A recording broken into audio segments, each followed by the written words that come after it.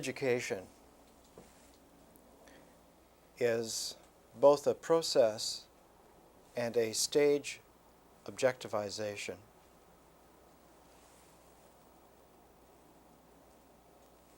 In Jungian psychology, in the 50s, they used to use the term stadia from the Latin. The Germans love to use those Latin phrases.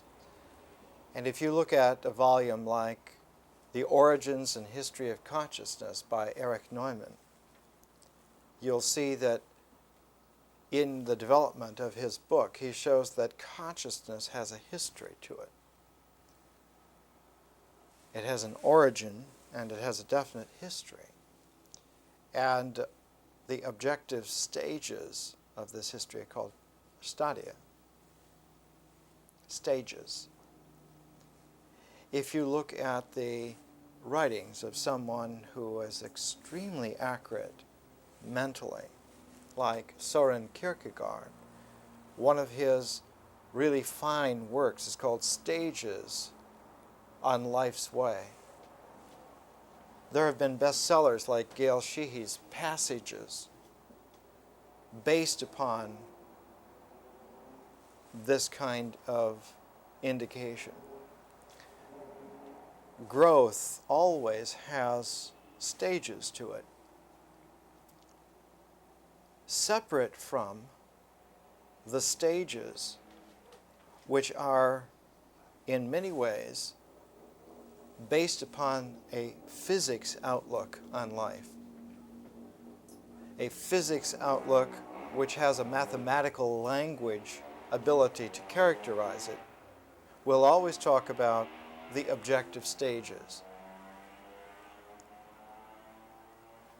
Different from that, but related to it, is the biological approach that talks about growth in terms of a process. And perhaps in our century, the most famous philosopher to ever talk about this was Henri Bergson, where he talked about creative evolution, and that the basic movement of evolution was duration, durée, and that duration is an ongoing quality of participation. And about the same time that Bergson was coming out with his books on the way in which time and free will, matter and memory, the two sources of morality, creative evolution, all of these are related to a durational process happening which is characterized by an energy which he called élan vital, a vital energy. So that the actual movement of development, of growth, is a creative energy that has no stages, and yet, somehow related to this, no stage energy is the objective energy stages that have been recognized again and again by the most profound minds on this particular planet.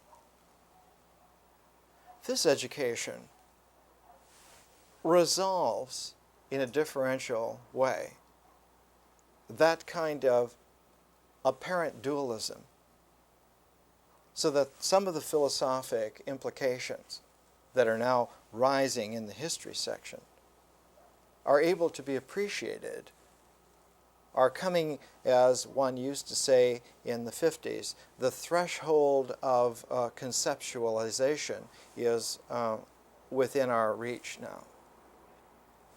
That is to say, we're able for the first time to be able to think about some ideas about what is going on, what is happening. When you began this process, many of you might have come in later, but that's not a function of the wholeness of this pattern.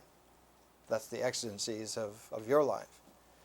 But this pattern, this education began by taking a walk from where you live around your neighborhood and coming back home. That circle, that walk, was the origin of this course. And the actual happening of that walk, the doing of that walk, was not an objective event until you wrote it up. The taking of the walk was completely what we would say, what has always been said of such activities, is natural. It's a part of nature. And we came to understand right away at the very beginning that nature happens. Nature just occurs. And when we are natural, when we are all natural, we simply occur with it. We participate with it. There is a duration that's happening. What it is, we do not know. No one knows. For knowing presupposes a staged, measured process, and also a knower who is able to utilize this measurable stage process. About the time that Henri Bergson was writing about creative evolution, about duration, about élan vital, one of the great French savants, Lucien Lévy-Bruhl, was investigating in a typical French savant way, but investigating the mind of primitive man. He was still called primitive man at that time. That cavemen were interesting. How did they think? What were they like? What was the mind like in primitive times? And Lévy-Bruhl came up with a phrase that ancient man, archaic man, primitive man lived in a continuous participation, a mystical participation with nature. And that all of the mythologies of the fall are mythological remembrances of a fall from the mystical participation of nature. That when one is participating with nature, it's like a mystique. And you are simply occurring. It's simply happening. But there's no you there to happen. The you is still dissolved undifferentiably and non-integrally, incidentally, also, in nature. But that nature still has not achieved the level where it is. That nature never is. Nature is always a mystical process of happening, and it never is. And because it never is, the polarity, the is not, likewise does not occur. So isness and is notness, being and nothingness, do not occur in nature at all. What occurs is a mystical participation, which is non-integrable, non-differential.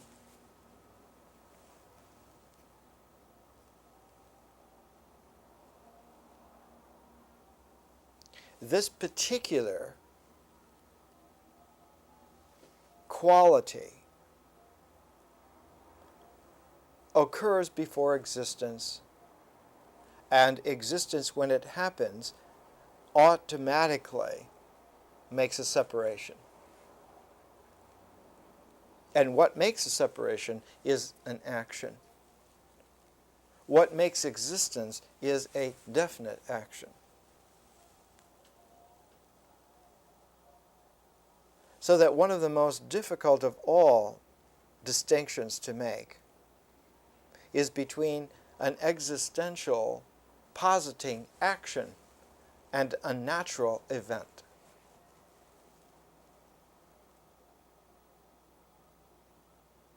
And the criteria that allows for the distinction to be made is that existence is able to have an opposite of a nothingness. A nothingness.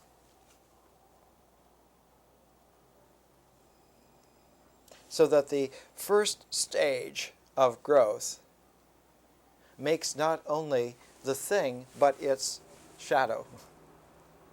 Not only does the thing occur, does the object occur for the first time, but its polarized non-object, the shadow, the missing part of nature, the blotted out shape in the natural flow of this object. So that when one is writing in the French mode of the early 40s, like Jean-Paul Sartre, one is writing of being and nothingness together. They form a pair.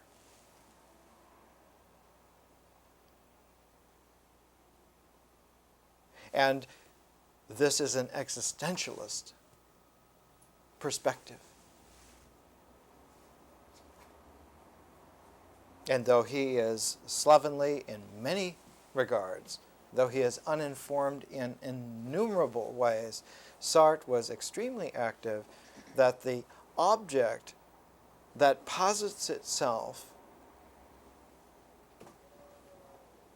becomes the seed which is the ego, and that the ego always has paired with it a non-self,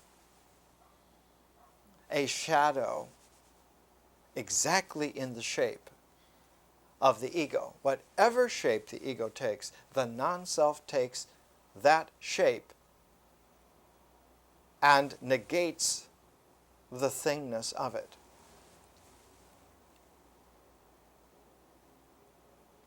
One of the apocryphal stories about Jesus as a young man, one of the very few stories about Jesus as an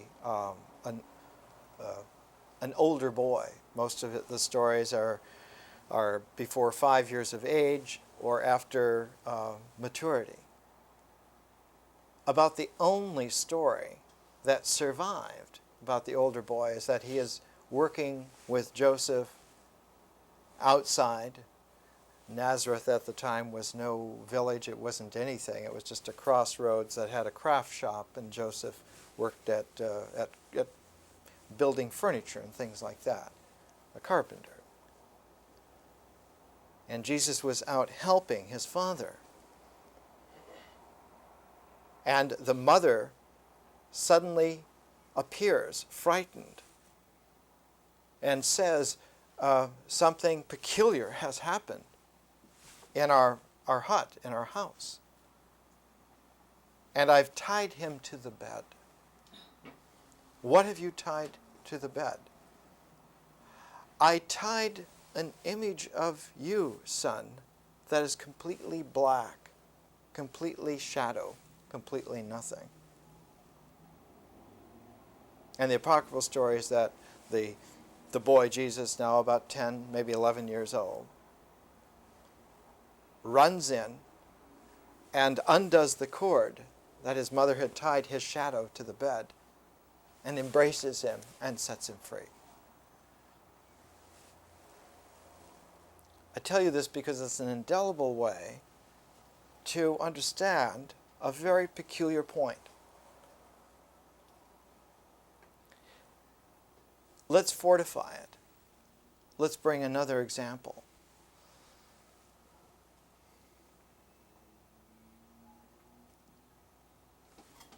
Jung made a great deal in his writings on therapy about the fact that when you start a therapy, the first thing you encounter is your shadow. When you start to deal with your ego, the first thing that it sends up is its non-self, your shadow self.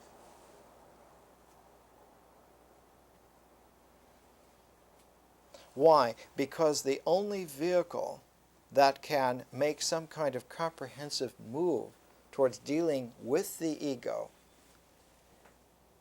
is your own real self, as the Jungians would say. And when your real self begins to deal with the ego automatically experiences itself as an existentially limited object. And part of its reality as an existentially limited object is its shadow.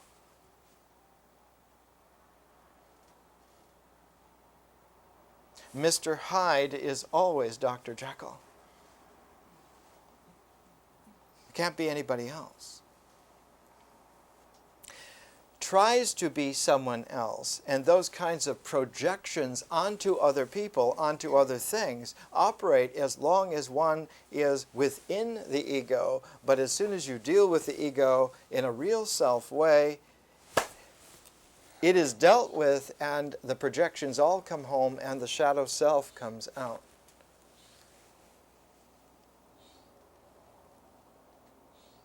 There's a section of Sartre's Being and Nothingness that was excerpted and enjoyed a rave audience for about a generation. It's called The Transcendence of the Ego. That there's a very peculiar quality that when you bring your deep self into play in an existential challenge to the ego, two things happen almost instantaneously together.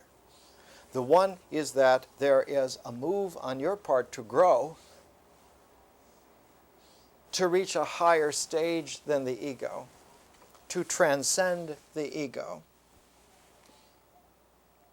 to realize the self rather than the ego, the self being on symbolic level, the ego being on the ritual level. The ego is made up of what you do, the self is made up of what you realize. And as soon as the self begins to challenge the ego to grow beyond itself, to transcend itself,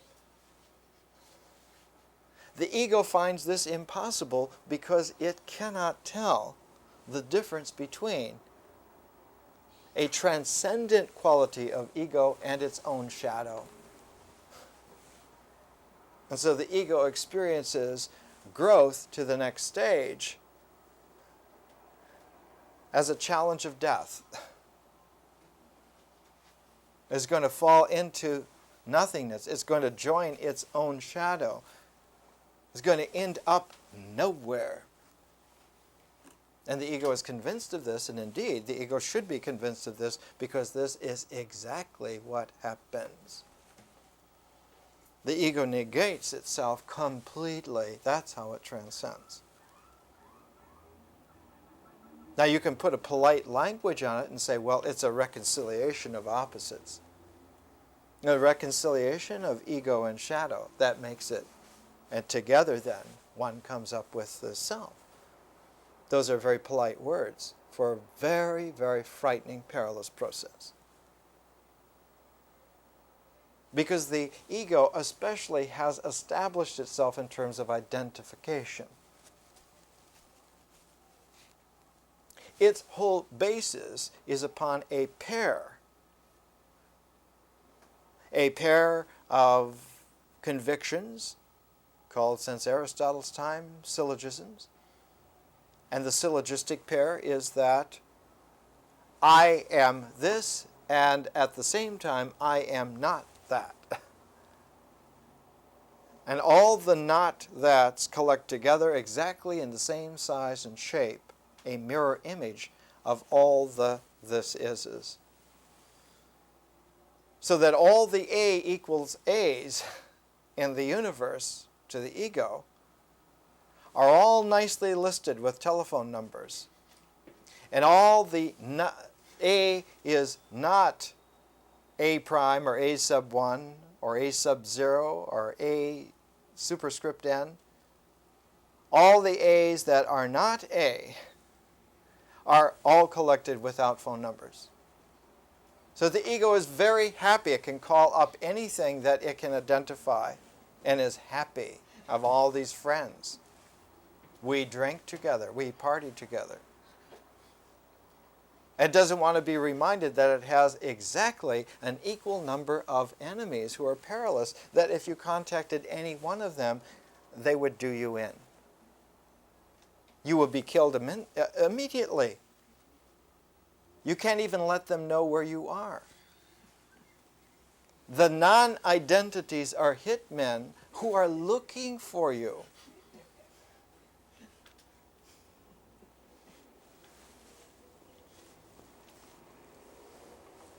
All this is to say that the move from a ritual to a symbolic stage is fraught with peril and needs to have salesmanship.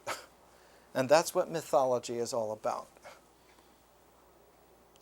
In fact, deeper than that, that's what language is all about. Language is the ability for us to mutter to ourselves or to each other to such a degree that we finally, by hook or crook, or cajole, or sometimes just courage, grow.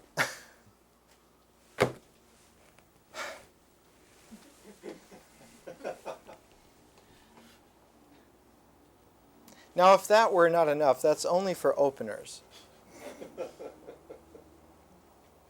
Because once we grow, what happens here is that we have transcended an ego, but have not made a distinction between a not self and a transcendent self. The transcendent self, as far as the ego is concerned, is still identified with the shadow. Your higher self is your shadow.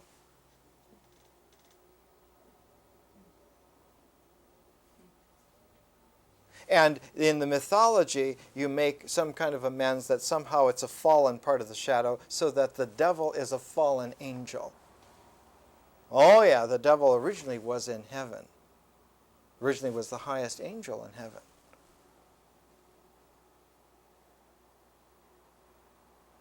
What kind of heaven was it that had Lucifer as the highest angel? Right?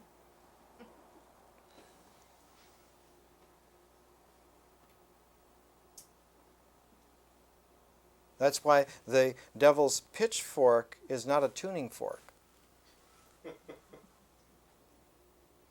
La tenedor del diablo. Right?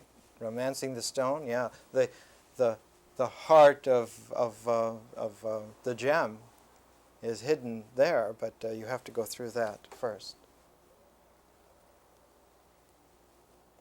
Saw a beautiful cartoon one time in Punch magazine, and it had hell, and it had this lake of fire and brimstone, and people were threshing around in it, and on the shore of it was a lifeguard tower with a devil with a pitchfork ready not to save you, but to pitch you back in. And it sat there very happily, looking to see who not to save. This is an odd quality of how the ego, in a rebound, is all set up with a trigger to identify, or we should say at this stage, misidentify spiritual selves as demonic. Cannot make the distinction. Cannot tell the difference between an angel and a devil. Anything higher than the ego is identified with the non-self. Now this ego quality pervades the tribal level. It pervades the cultural horizon. It pervades mythology. It is stained indelibly in language. Language always carries with it, wherever it is, this particular insidious ambiguity. And the more that one works with language in a precise way, the more one finds that the ability to go into metaphorical qualities of language without the threat is a very high art. Because on tribal level, on cultural level, on ego level, unclear language is like sloppy ritual.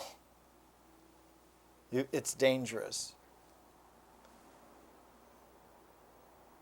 This is why the quality of language that is there in mythology on ritual basis, where the language matches up with ritual, but is talking about spiritual transcendent ways, always pays attention to the necessity to say something directly. There's no flowery efflorescence. There's no sprung rhythm like a Gerard Manley Hopkins in the kind of mythological language that relates to ritual. It's always basic. If you look at transcripts of all the primordial important religious ceremonies in this world, the translations read remarkably alike. Whether you're a Tiwi from Australia or a Hopi from the Arizona area or wherever it is, it doesn't matter. The transcripts always read that the language says something like, I am holy standing here, I am holy when I move, I am holy when I am standing here, we are holy when we move together. It's very simple, basic language which is descriptive of the action.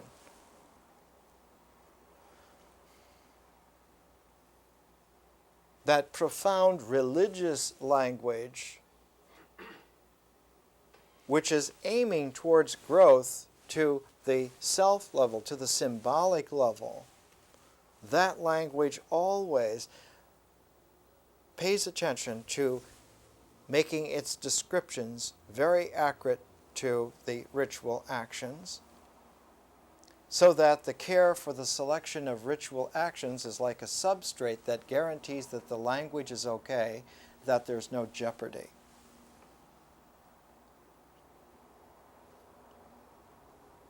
Question: how then, if that is true, does the transcendence happen?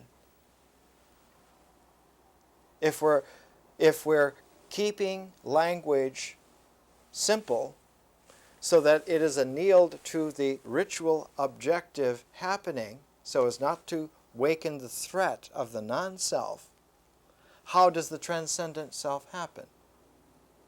It happens because the true substrate is not ritual, but nature, and one allows the ritual to dissolve back into nature, and nature makes the transcendence for us. Because nature doesn't have any problem at all realizing itself. Nature has no problem at all with a spiritual self. Mother Nature is at home with the transcendence of the ego. She recognizes deep kinship. These are my children.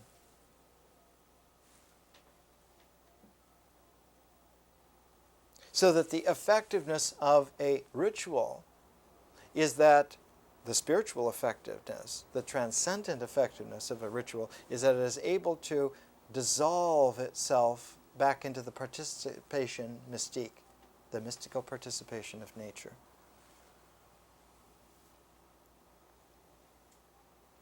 You say, well, why doesn't nature then just immediately be spiritual? And the reply is, it is.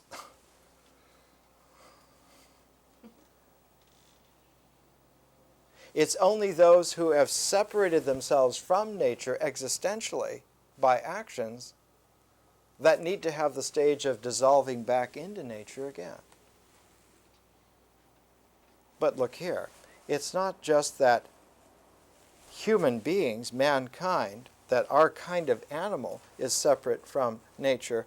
All existence, whatever exists, is separate from nature.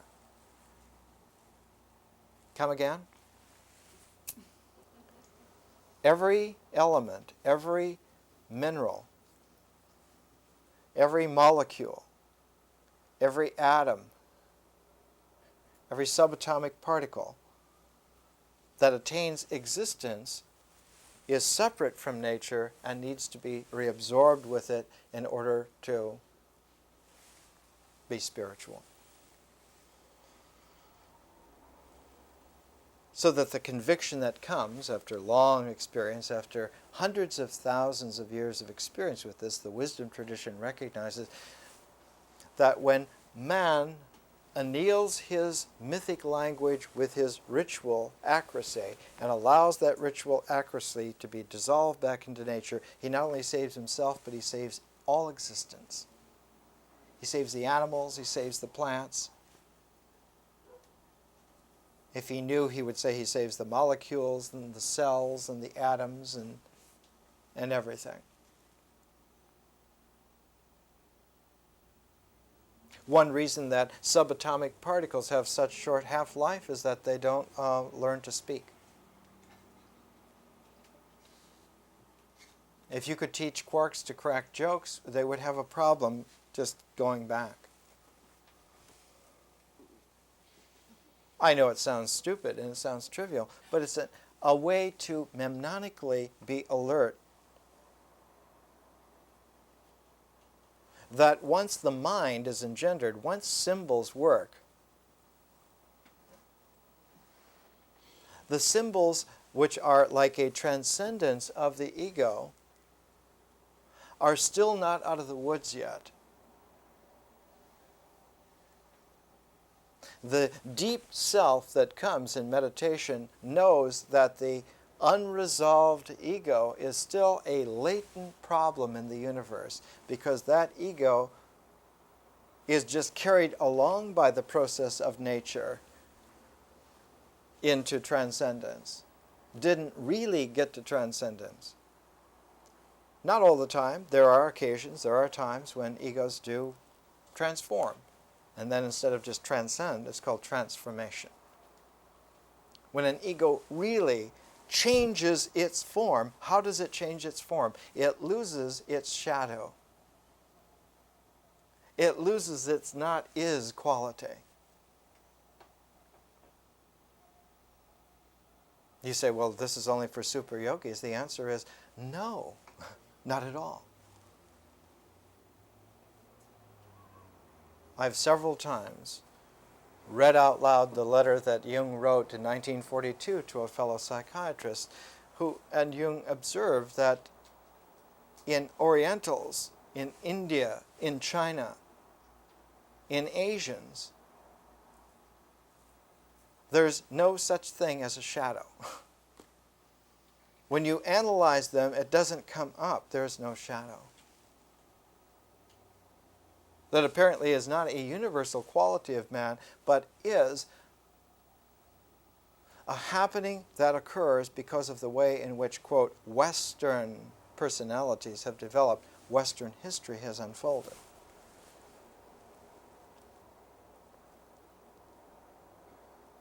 And in fact, Jung notes in other letters about the same time that there is a characteristic difference in therapy between Europeans and Americans. In Europeans, there's always a step-by-step lowering down to the primitive. Always one dreams of going down steps to a basement. Whereas in the New World, the psyche of the Americas, there are no stages going down. One falls instantly to the basement. One is instantly there. So that New World people are somewhere in between Westerners and Easterners, between Europeans and Orientals. They're in a halfway limbo. They have a very peculiar kind of pattern of psyche. It's not one or the other.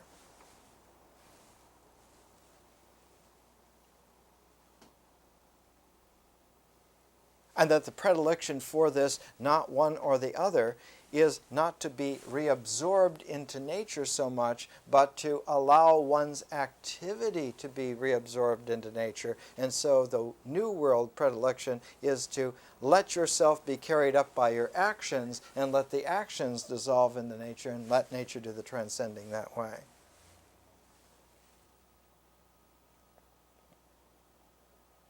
This little dog leg. So that the New World definitely recognizes pragmatism, pragmatos, not as a philosophic school so much as the philosophic school recognizes an existential preference. And that this didn't even occur very much until recent times. Because people from Europe, for the first generation or two, do not notice a difference. Their children don't notice a difference. Grandchildren don't. But it's only after a while. So one asks, what about Asians who come to the New World? The same thing happens in the other way. They also end up half and half. They end up with sort of semi-shadow. And the difference is not really refined philosophical or very, very subtle psychological. It's there. If you look at a Chinese who's been raised in Hong Kong, they're very different from Chinese on the mainland. They have a little bit of egotistical arrogance that you do not find. You find a lot of willfulness on mainland Chinese. Don't worry about it. Plenty willful. But it's not egotistical arrogance. Whereas Chinese, after several generations, become just like Europeans after several generations. They become New Worldized, Americanized, and they become halfway. They don't really have shadows which one could really deal with. They don't really have Mr. Hydes, but they have like a halfway version of it. So on certain days you can say, well, it's not too bad, and on other days you can say it's really bad. So there's a kind of ambivalence in the American psyche about transcendence and about dealing with evil.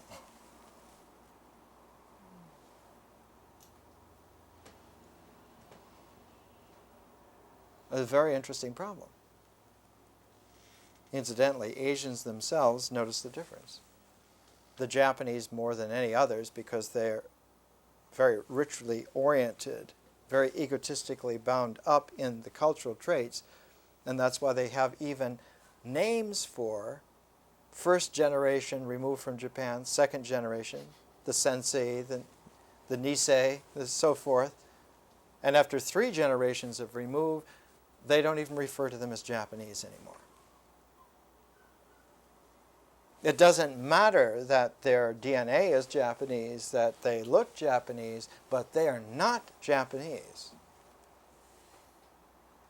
It's like the body snatchers have replaced them. So that the identifying quality is not racial, it's not even DNA, but it is ego. Ego that fits into a cultural language which is annealed to a ritual comportment. And the reason for that identification and its accuracy and its necessity is that only when all of that as a package, as an ensemble, is tied together, can it dissolve back into nature and some kind of transcendence be possible as a gift of the universe, as a gift of life. Otherwise, there would be no way to develop an interior realm. No way at all. You would be forbidden. You would forbid yourself. But as we've seen, one of the odd things that happens as soon as an interior world is developed, as soon as the self, as soon as the symbolic level is there, it all by itself not only integrates, but rebounds. And when it rebounds, it creates what we call vision. What in the most ancient times was called magic. What psychologically one could call consciousness. That the rebound of an interior world is that there is a conscious reverberation that now happens and fills time-space. That the dimension of consciousness now permeates by vibrational resonance, time-space. Anyone who develops an interior realm affects the time-space around them by vibrations from their consciousness. Consciousness, by the way, is a measurable vibration. You know now that USAF, United States Air Force, USAF runs test planes by brainwaves from pilots. Yeah.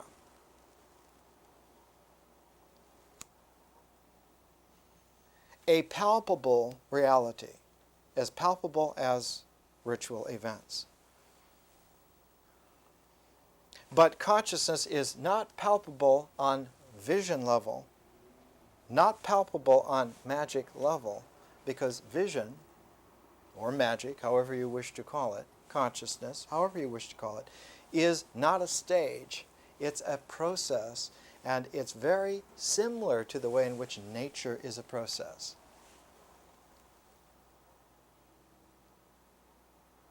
And once consciousness happens, it changes nature by adding another dimension to it, just like adding to time-space. One now speaks of time-space consciousness. This nature now is what is needing to be participated with. You can no longer participate with nature, time-space. You have to participate with modified, transformed nature, time-space consciousness. And right away, growth is no longer possible if you use ritual as your beginning. Because ritual is only effective in a growth way if it can dissolve itself and its whole ensemble and entourage of myth and symbol back into nature. But now that nature is transformed, using the Elizabethan quality here of language, a transformed man is not going to be able to stay in the same universe that he was. And so exactly what the ego feared happens to the self. The self falls out of nature, and if the self is not educated to know this, it mistakenly goes back and checks with last pilot that was flying the flight, the ego, and the ego says, I told you so. You better hand over the keys to me, I'll drive.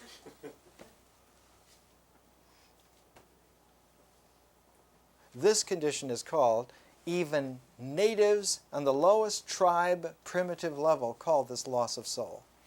Whatever language they use, or even if they don't use a language, they mean loss of soul, and someone like that becomes totally dejected.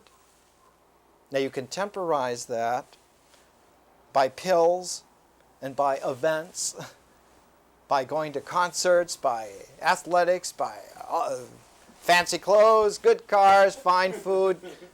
The reality is that the soul is lost and the self, the mind, is demoralized. And the ego is now back in control, and vengeance loves nothing better than to start keeping score. It loves to tally things up and to find blame. Well, who's to blame for this?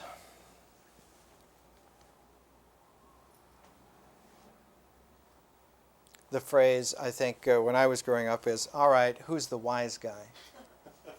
Notice how in the phrase, who's the wise guy, the blame goes to someone who was supposed to know better or said they knew better. when this creates perfect conditions, nice little culture for the bacteria of martyrdom prejudice to grow. And they come looking for you. Dostoevsky called his novel about this The Idiot. Yeah. Because that's what happens. Fraser wrote a whole book in the Golden Bough. It's called The Scapegoat. That's how it is.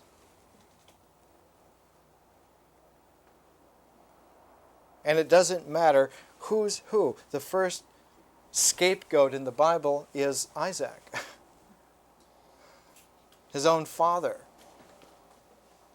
Says, well, somebody's got to pay for this. My son will pay for this. Moses didn't put in the reply of the Lord quite accurately.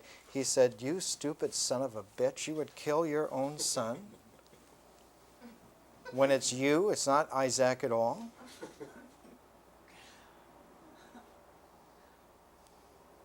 That was left out.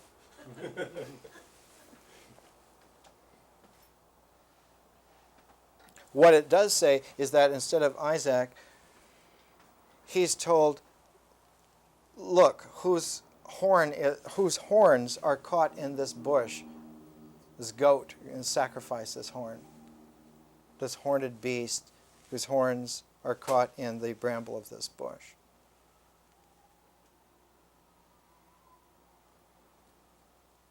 The bush, when it burns, is a sign of the transcendent self. And the goat with the horns is a sign of the devil.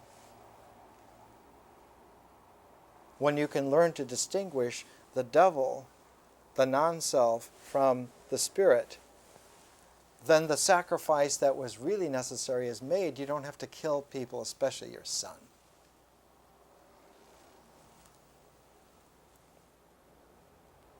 Sorry. Let's take a break. All of this is to set the stage and prepare us for some very powerful ideas. Here they are. The first indication is a quotation from Teresa, from her great classic, The Way of Perfection.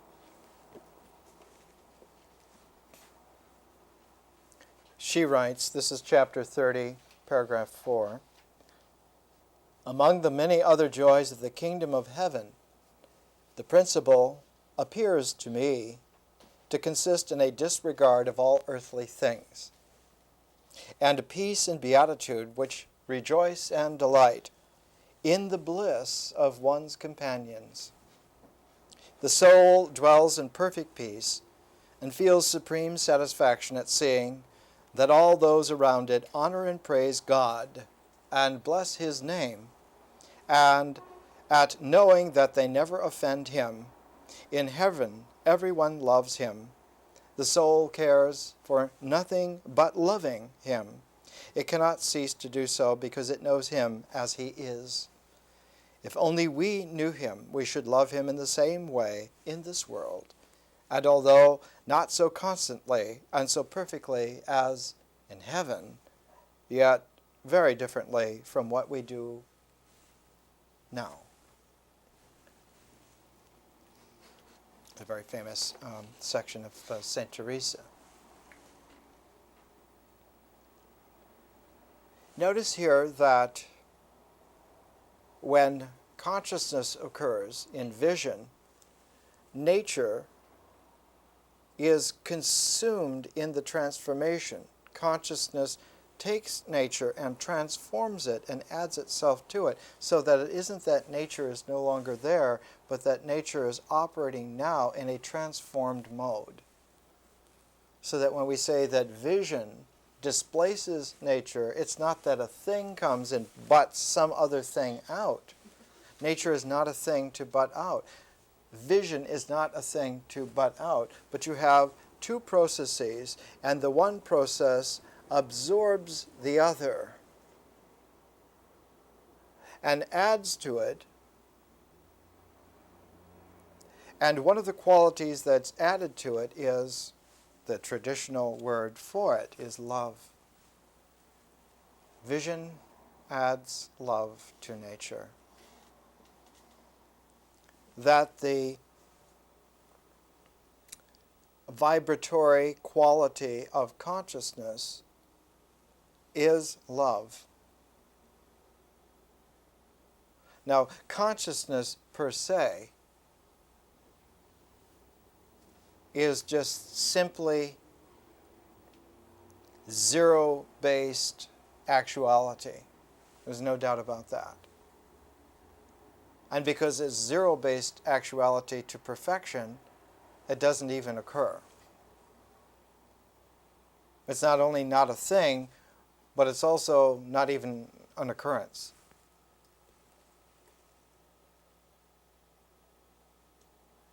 But the very growth, that growth motion going to a higher stage, it has a quality, and that quality is love.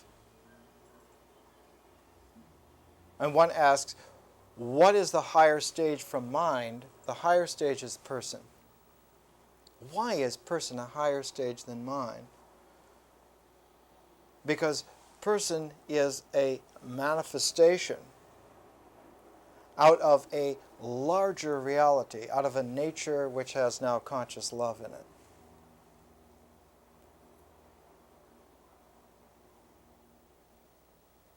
And if one were simply very pure in the transcendence, in the growth, this is what would occur, but most frequently it doesn't occur. Why? Because there's still the leftover residual of the ego and its inability to make a distinction between shadow and higher self, between shadow and spirit. The ego cannot tell the difference between devils or angels. And because the ego is always objective in terms of power and position, it is always sold on identifying whoever has the power and the position as being the real, being the better of the two, being the real. And what doesn't have power, what doesn't have position, is the inferior. So it makes the distinction between devils and angels on basis that angels will always have more power and position, and the devils are the ones that don't have it. Notice here that humility doesn't rate very high on ego's assessment of what is in charge. So that somebody who's really worked at this particular bind, this particular problem, someone like, say, St. Francis of Assisi, knows that the only hope for an accurate balance here is to take a vow of poverty. Because power and position very often are conflated into wealth. Money.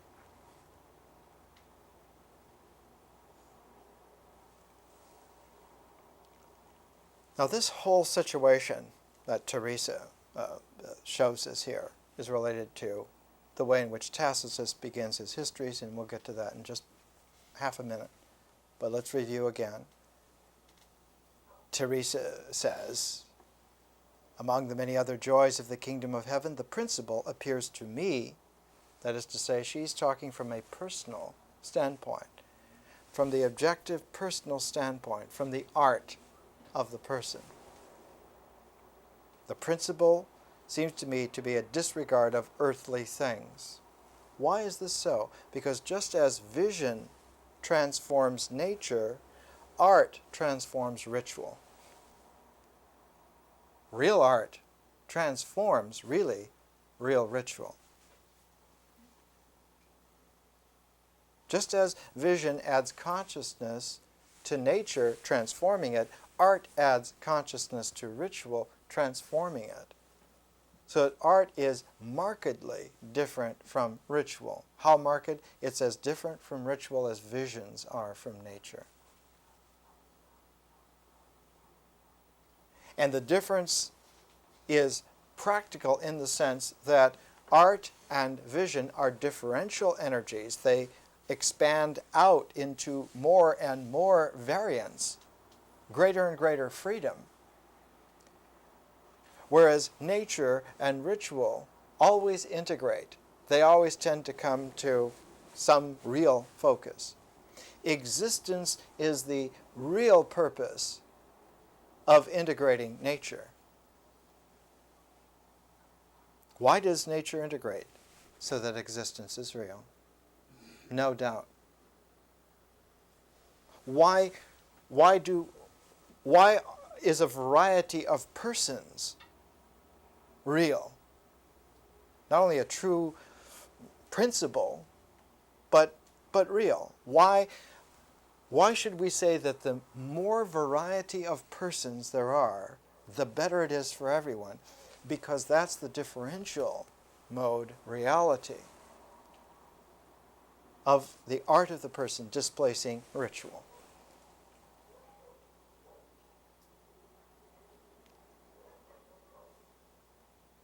It's very, very interesting once one begins to see in this way. So that earthly things, and it's not just earthly things like having a lot of this or a lot of that, it's like on a primordial level, all existence, all extant things become disregardable, not in devaluing them, but in transforming one's taste, one's preference for personable qualities. Now,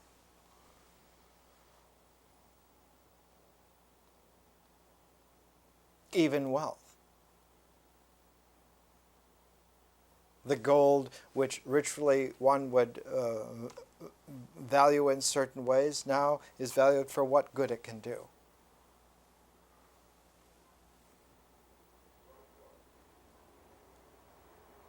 But still, even on this level, the unresolved ego is like a radioactive infection that's still lurking, temporarily out of play because growth is happening.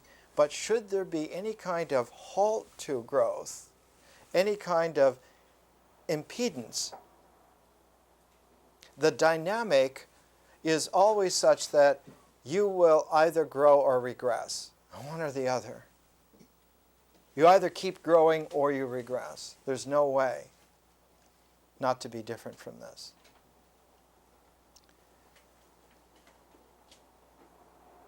So impedance or resistance to growth at this stage invokes a regression, and as soon as the regressive quality comes into play, the ego begins to wake up again from its somnambulance, unless it's been really transformed.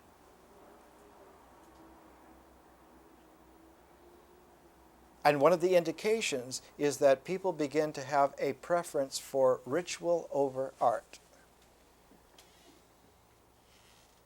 That laws and rules take a precedence over people.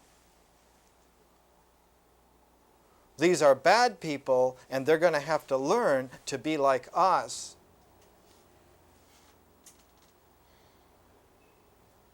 So that on level of civilization, this is the beginnings of tyranny.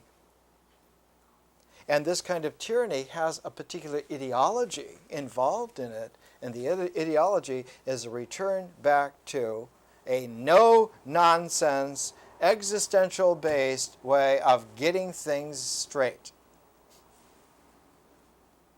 And what progressively gets left out are people who are different from some kind of measurable norm which is deemed the way.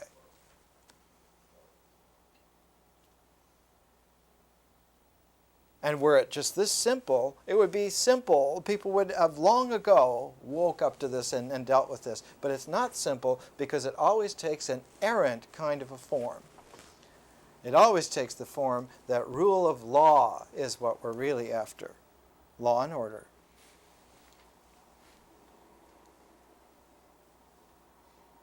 And in a philosophically objective way, even the surrogate in between of the rule of law would be all right were it applied conscientiously, but it is not. It is always applied with a skew.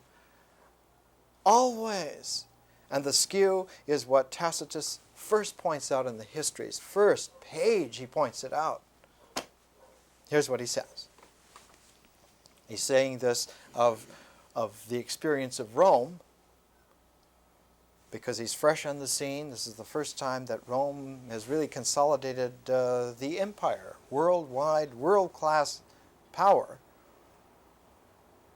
And the event that did that, that consolidated, was the elimination of all competitors to Octavian, who became Augustus Caesar, and the last battle was fought at Actium in 31 BC. Mark Antony was militarily defeated, and he was burnt out.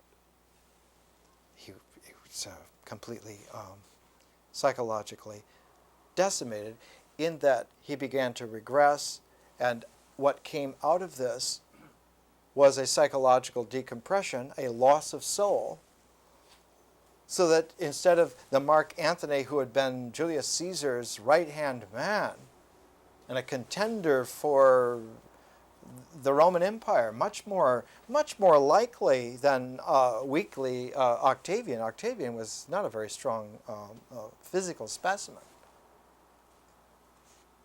Mark Antony was hell of a man. He took Cleopatra, he had the army, he had everything. But once he was beaten at Actium, he had a loss of soul. And finally, about less than a year later, just a few months later, he died riding out on a horse, single-handedly with his sword, to the miles and miles of Roman legions surrounding Alexandria, and he asked them, somebody come and kill me and give me a soldier's death. Give me a Roman soldier's death. No longer going to be a mystical emperor with Cleopatra of the universe, but just wanted to be a Roman soldier. Let me die like a Roman soldier. And Octavian, understanding such things, initially refused to let anyone go out, because he didn't want to touch the archetypal energy, because he knew that Antony was infected. Tacitus writes, right at the beginning of the histories, first page, when the Battle of Actium had been fought and the interests of peace demanded the concentration of power in the hands of one man, the great line of classical historians came to an end. Truth, too, suffered in more ways than that one, to an understandable ignorance of policy, which now lay outside public control. Making policy was no longer in public control, it was in control of one man.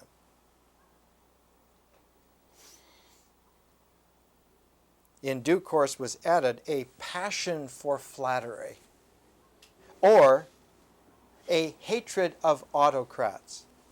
Two things. A passion for flattery, a hatred of autocrats. Lapping it up or bitching about it. Those two. Thus, the test is very sharp.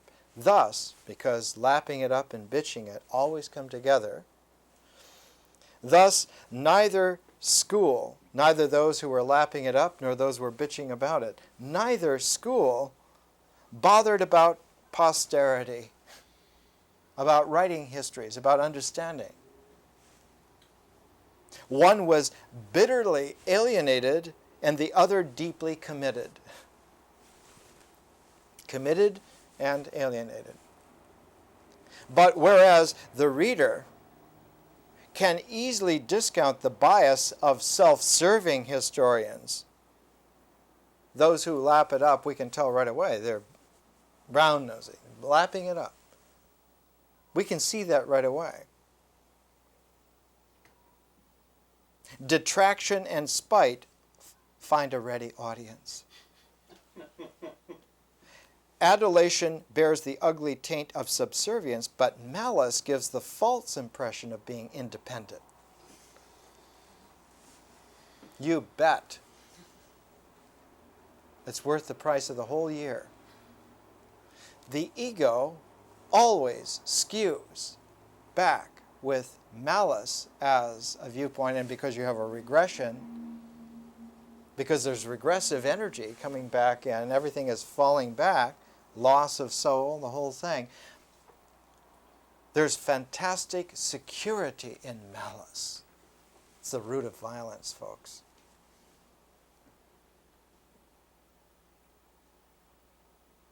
This is why someone, a great karma yogi like Gandhi, talked about ahimsa, non-violence. He didn't talk about peace as an object. He talked about non-violence because that's the only thing. The ego is already skewed towards malice. It cannot identify anything that we would call peace, real peace. It identifies peace with its interests. It mishears all the time. So you have to talk about shadow type stuff, non-violence, negatives. That's the way that you talk about it. Because it's the only language that has any chance at all of making its way, and very little chance at that. But added to this, Tacitus's time is an archetypal change of aeon, change of era. Not just a change from the Roman Republic to the Roman Empire.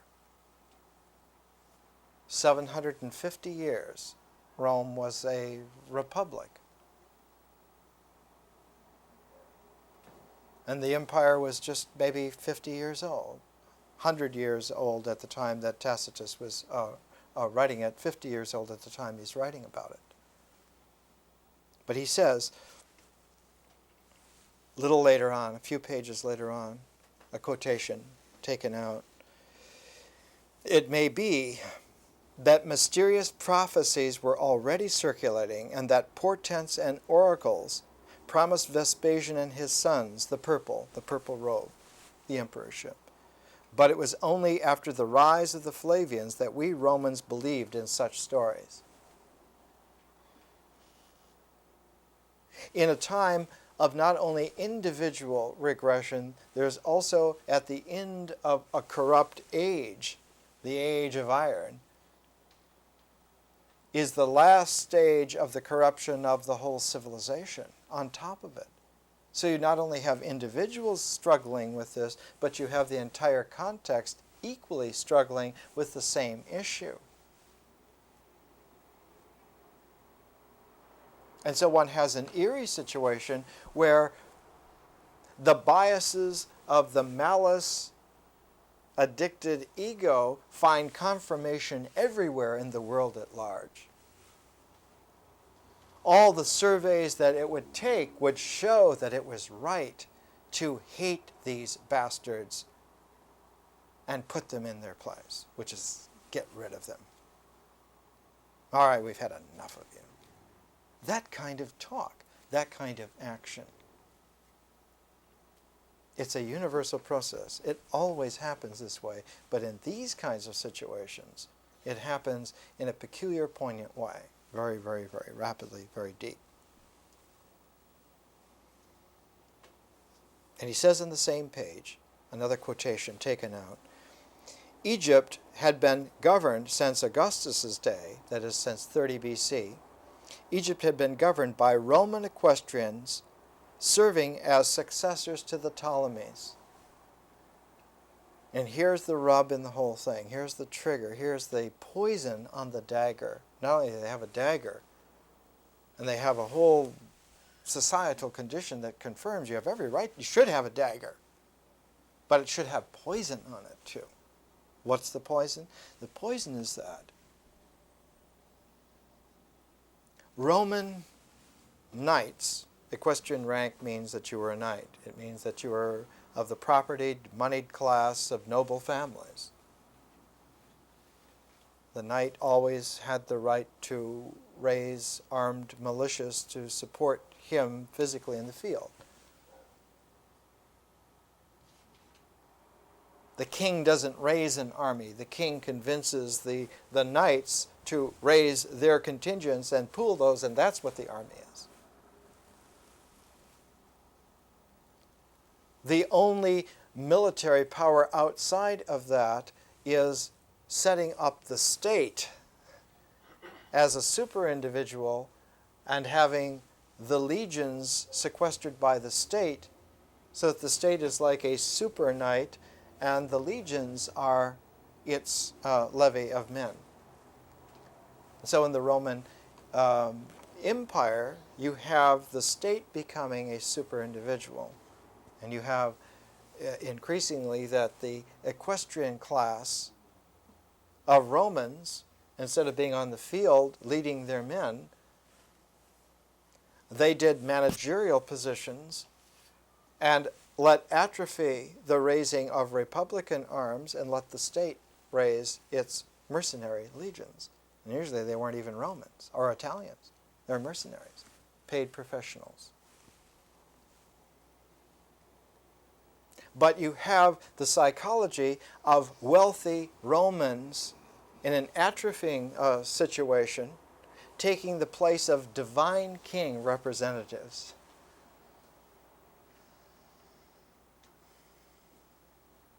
Because the rulers of kingdoms were always kings, and there was divine kings. The Pharaoh of Egypt was a divine representation.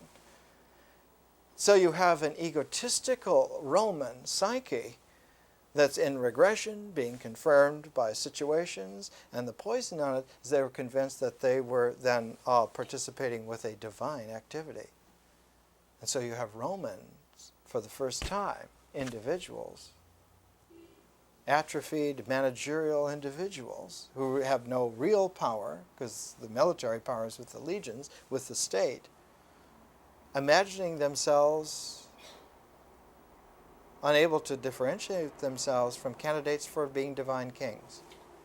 And that's exactly what happened to Mark Antony. It's exactly what happened to Julius Caesar. The divinizing of Julius Caesar by Augustus Caesar was the way in which he cinched the Roman Empire. Instead of divinizing himself, saying, I'm divine, he said, my predecessor, the origin of the Caesar line, my uncle, he is divine, and I am his heir. I'm his heir. I inherit that power. I was chosen by him, and indeed he was. Julius Caesar, very, very, very, very brilliant man. Light years beyond Mark Antony. Julius Caesar really somebody.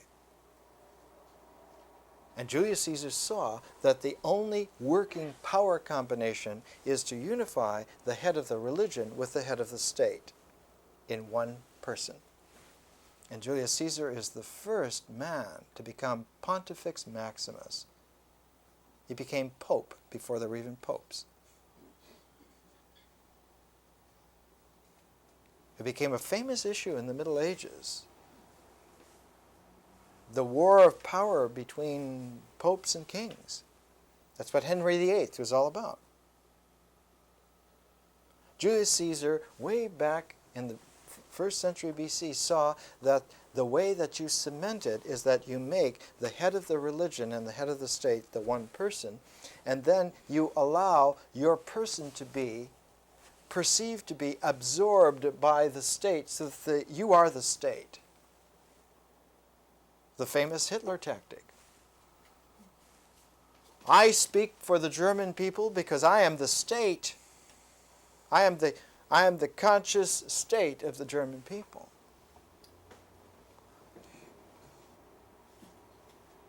And a population of people who are in regression, doesn't matter how sophisticated they were, they are now in regression.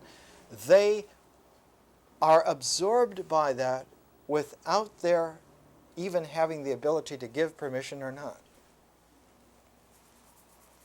This is a famous issue in Germany.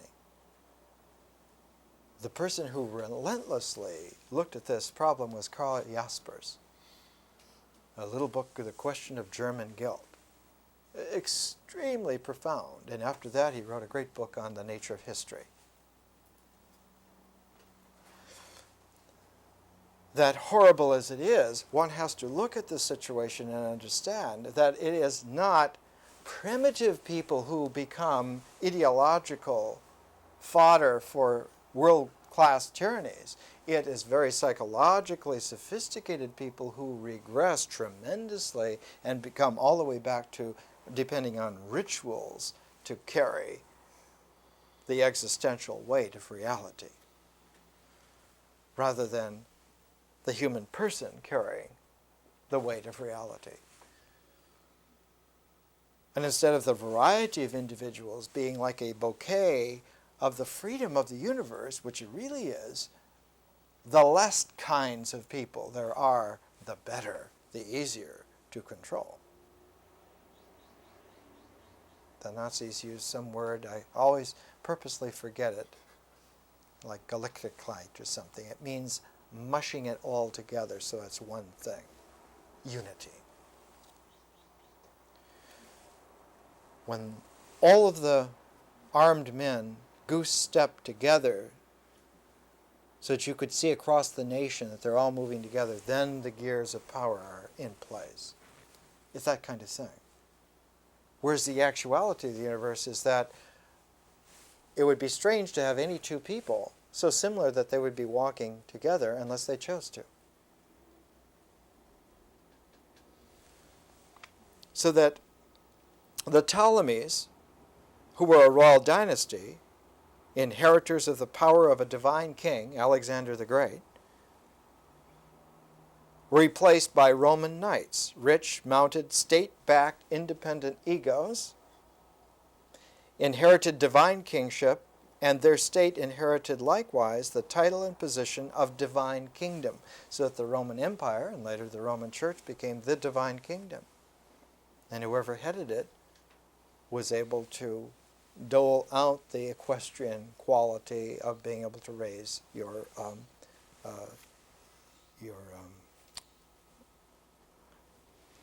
fighting forces or your money, whatever it is. Usually it's money. Tacitus then says that all of this is cinched, all of this is confirmed by the ego's preference for portents and oracles. That's how he says. He says portents and oracles. For that you can read miracles and saints. That's how it's cinched together. Formalized saints are not the saints. The saints themselves, like Saint Teresa, are very, very fine, visionary persons. No doubt, Teresa of Avila is a visionary person and world-class quality. But Saint Teresa is a whole different phenomenon. She is a part of a state empire-signed miracle and saint, oracle and prophecy and portent syndrome, and has her place. It's totally different, completely different. So that Tacitus comes to say, finally, Italy itself fell victim to disasters which were quite unprecedented or had not occurred for many centuries. Whole towns were burnt down. Whole cities were buried, like Pompeii, buried by Vesuvius in 70 AD, the same year, almost the same season that Jerusalem was destroyed by Titus, Vespasian's younger son. Fires destroyed venerable temples, things holy were desecrated, adultery in high places, swarming with exiles, blood everywhere, and people, men, helping themselves to priesthoods and consulships. So that it becomes like a syndrome. All of these elements, once they're in place, lock. They're all like teeth that make up a single gear. And once the gear is there, the gear locks into place. And if you don't develop cogs, you don't go anywhere. Because that gear is the only reality that's happening. There's a famous scene in Charlie Chaplin's The Great Modern Times, I think it is, where he's in the factory with the big wrench and he gets caught in the gears. And because he has no gears on himself, he doesn't fit in, he's just spit out through the machine. A beautiful, succinct understanding of this. Chaplin's really excellent. And the way that you're spit out is through non-acknowledgement. Remember Stravinsky? The modern sin is non-acknowledgement. Say what you want. We're not going to respond. We're not going to let anybody know. You're not going to have any way to let anybody know. Nobody will care. Talk all you want. There won't be anybody there. It'll be a serenade to an empty room. And if you're the least bit infected by loss of soul, this preys on you and the infection takes over right away and you're radioactive in less than an hour. If you don't know what's real and don't have the courage to live what's real, this is what happens. Then you get smart and you get busy making the gears so that you can get something going. Hey, how do you like my new gears? This kind of quality, Tacitus is impeccable at bringing into play. So that when one reads, here's a study of Tacitus, Religion and Philosophy in the Histories of Tacitus, published by the American Academy in Rome, Papers and Monographs 22, 1968. If one now attempts to understand the nature of the Augustan Restoration, what was the Augustan Restoration? Augustus said, he didn't say, I'm building a Roman Empire. He said, I'm restoring the dignity of the Roman people. I'm restoring things back so that the new situation, he didn't call it an empire, he called it the Principate, from which we get the term prince. You're used to fairy tales where the prince is Prince Charming.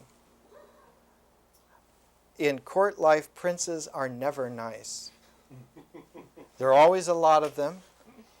They're always the most conniving people because they all want to be king, and they're all just one murder from being king.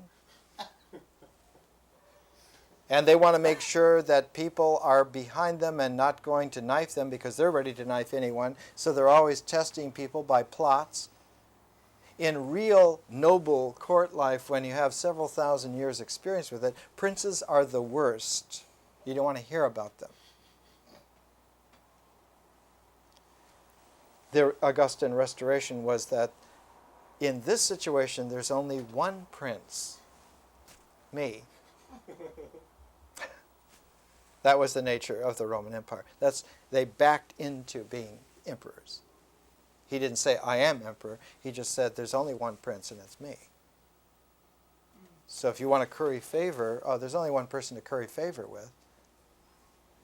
And not because I'm emperor, but because I'm simply first citizen. Yeah, that's the phrase was first citizen. You can have any opinion you want, but in voting, you have to ask me first, and then we'll see who agrees with me. Yeah. That's how it works. That's why Machiavelli's book in the Renaissance, where we're going to get to, is called The Prince. It's one of the most perfect profiles of power ever done. Because the prince has the way of perfection in terms of conniving. He understands things as they really are. They're regressive, they're egotistical, and everyone's looking to get the right gears. And what you do is you sell files so that they can file themselves to fit. That's a big business. There are a lot of guys out there with books and TV appearances and the whole thing selling nice files. You can get the right gears. You can have perfect health. You can have all. If one now attempts to understand the nature of the Augustine restoration, it seems to me that the label of falsity at least may be discarded. It wasn't a scam. It wasn't false. Augustus was very serious about this. Religion had been thrown into confusion along with other phases of Roman life in the darkness of the first century. But into the darkness, what darkness? The shadow. Not only the shadow of individuals, the shadow of the whole aeon. The shadow of the entire people, everyone. But from our preceding efforts to determine its strength down to this point in time, it does not appear that it died along with the Republic. Religion didn't die. It was still there. The very success and scope of the Augustan revival militate against such a conclusion. The gods appear in their temples in a heightened Greco-Roman form, it is true, but a number of old usages are present to remind one of the strength of tradition and perhaps a traditional state of mind in conceiving the gods. What would be a traditional way of conceiving the gods? That they show themselves by portents and oracles. You can prove your divinity by miracles. If you can't levitate this cup of water, what kind of a world teacher are you? You can't sharpen this pencil by force of your mind? No miracles, no followers, no gears. So oracles, oracular qualities, prophecy, divination, all of this came under state control, under penalty of death. Not only every book of prophecies, every page of every book, every fragment of every page of every book of prophetic oracular literature in the world that was reachable was collected and sent to Rome under penalty of death. If you held back anything, you were killed. It's a serious business. And it was collected and codified and put into one master computer. Excuse me. I didn't mean that. So that there was one master reference which everybody knew were the specs on gears.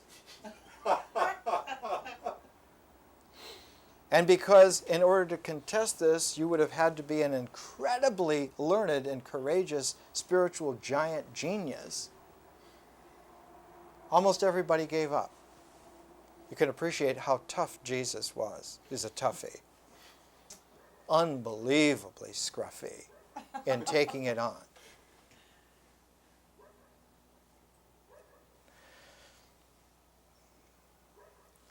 Think of some of the incidents, and I'm actually surprised at the virulence. With the return of political stability, this sentiment could be more coherently expressed. That is, they got the mythology straight, they got the rituals organized,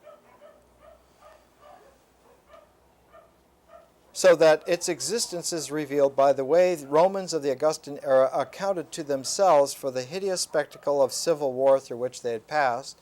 If we're so powerful and we're so right, why all of this? Why all of this tussle? Cicero had already quoted the fundamental tenet of the state. And then they give a quote here in Latin from De Harpuscium Responsis. It means the responses of the soothsayers. There was an issue in Rome where there was a tremendous noise heard in a part of the city, and soothsayers were brought in. This is 56 BC. And the state, with its state soothsayers, pointed a finger at exactly one person and one condition, and Cicero responded to this, and he writes, And indeed, who is so witless that when he gazes up into heaven, he fails to see that gods exist, and imagines that chance is responsible for the creations of an intelligence so transcendent that scarce can the highest artistry do justice to the immutable dispositions of the universe? Or who, once convinced that divinity does exist, can fail at the same time to be convinced that it is by this power that great empire has been created, extended, and sustained?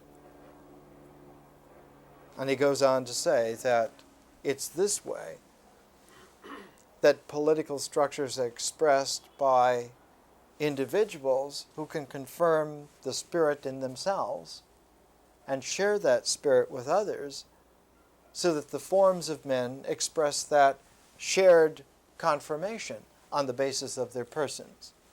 Cicero was the last of the great republicans in Rome.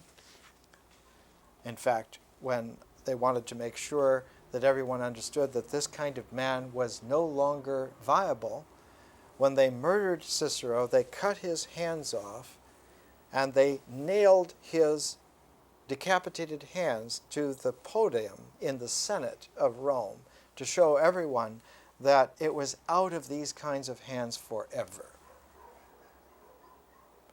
And one of the first gears that you sharpened under the empire was you learned not to speak up.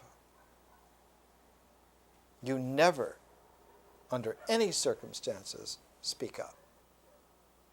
First rule.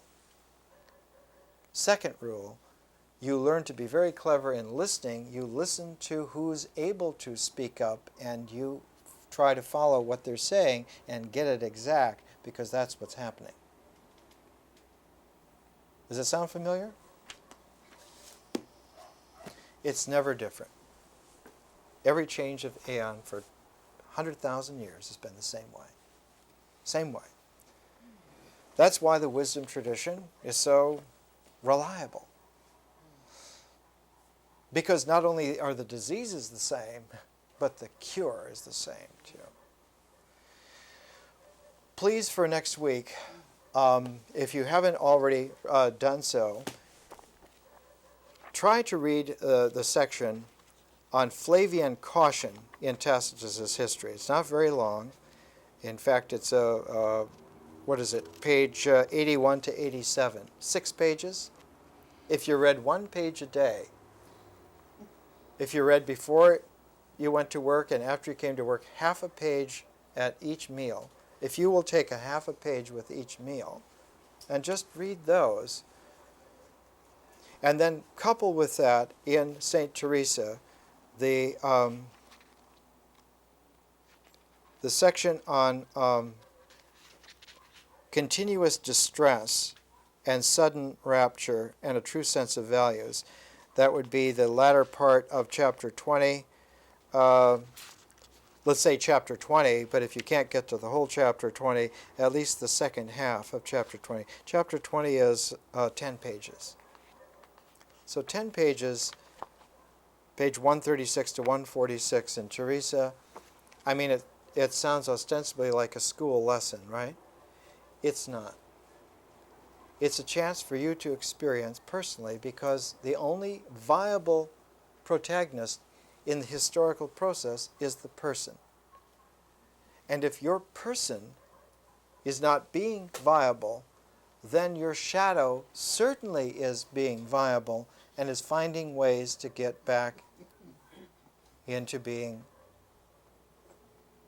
what? Not being in charge, no, into being not in charge.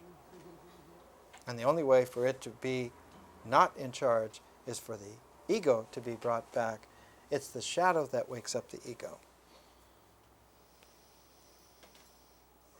Like distraught bad kid who wakes up bad parent and says, all this is going on, do something. And even if bad parent punishes bad child is very happy because bad parent did something. It's on that level of stupidity that regression happens. That's it. Duffy's Tavern.